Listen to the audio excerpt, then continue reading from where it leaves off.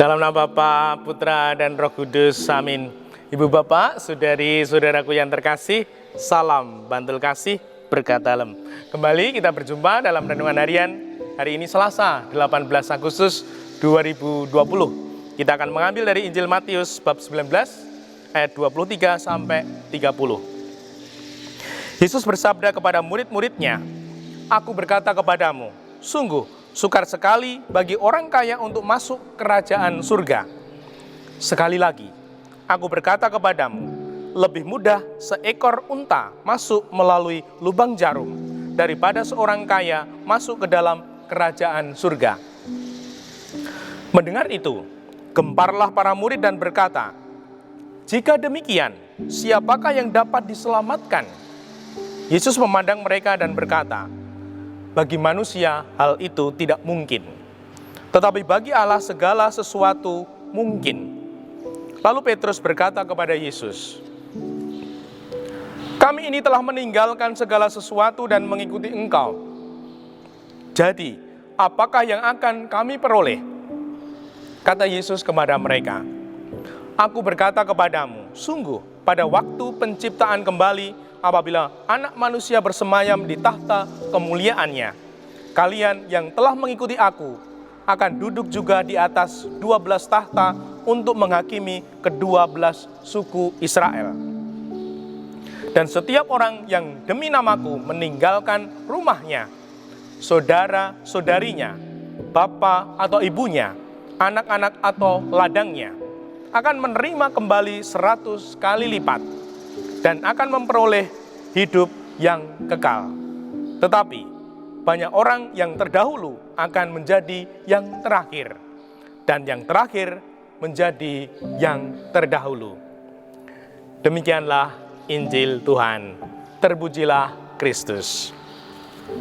Saudari-saudaraku yang terkasih, sedikit informasi.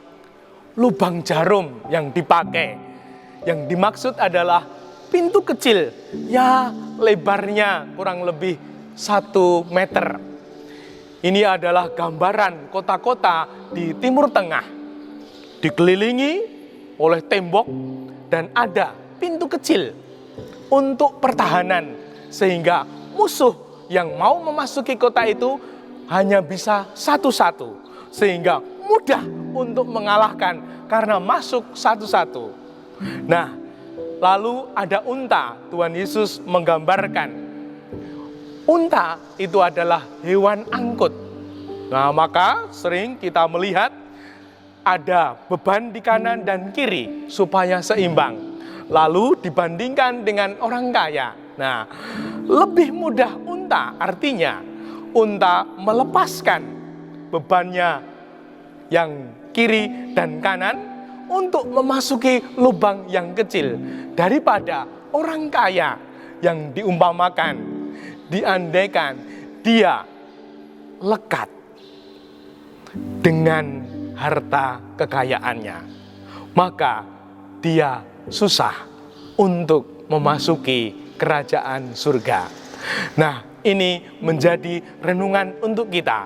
Apakah kita sungguh lekat dengan harta kekayaan? Tandanya, ngeceknya itu mudah. Apakah kita mudah move on?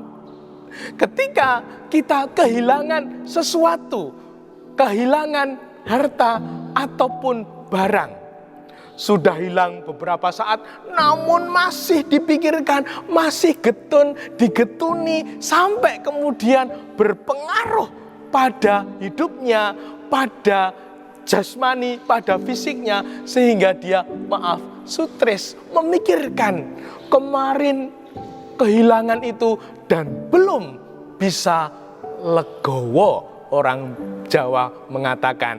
Nah, itulah yang disebut terikat,